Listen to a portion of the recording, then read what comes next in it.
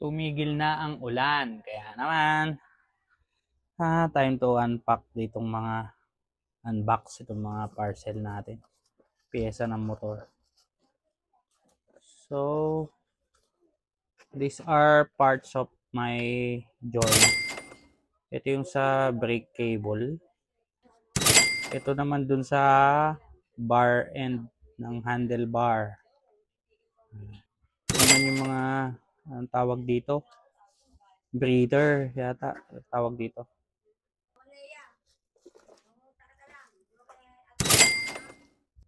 Ito yung hook sa harap, helmet hook o yan sabitan ng mga pinamili pag pamalengke ganyan. Ito naman yung step nut ng passenger sa may Giorno. Ito naman yung brake arm para sa rear brake sa likod yan. So, ito naman yung screen protector, yung panel gauge protector, anti-scratch, anti-sunburn. Ito naman kay Zenki ito, sa may Z900.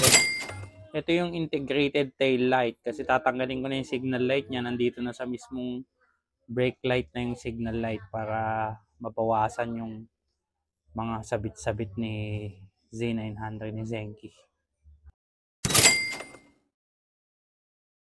So, ayan lahat yung mga na-order ko for as of now na mga piyesa ng Giorno tsaka ng Z900. Hopefully may kabit ko na yung iba kaso umuulan. Ayan si Giorno, si Pink, katay naman si Zenki. Mga pala yung anti-pusa. Yan, ayaw tira ng pusa pag may ganyan eh. Yan, para hindi nila tiran, tapos kakalmutin. Ang bago kasi ito, may makalmut na to eh. So ito dito, ayan, papalit ko dito. Ayan. So ito naman dito, papalit ko dito. So ito naman dito, papalit ko dito. So itong tatlo na to, ito, ayun. Ayan, breather. Ito naman dito sa may, ito, screen protector nito.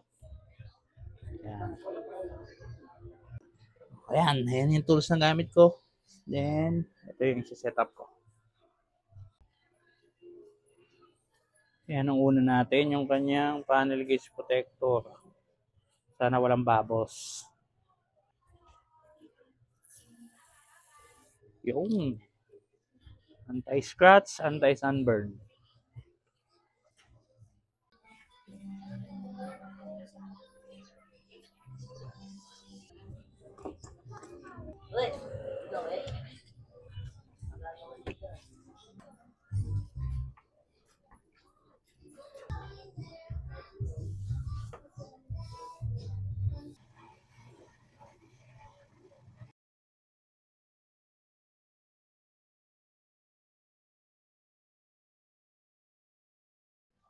Yeah.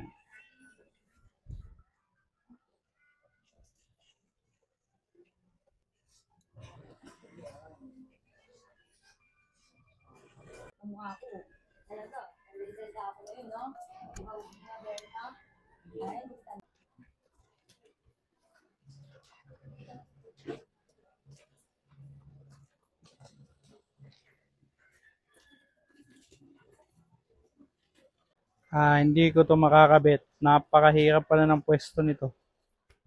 Pati ito, kailangan baklasin yung kaha. Naman kailangan mo baklasin tong gulong. Ngayon ko kung paano. YouTube ko na lang muna siguro. Ito. Kung may lagay. Ito naman, malalim. Malalim.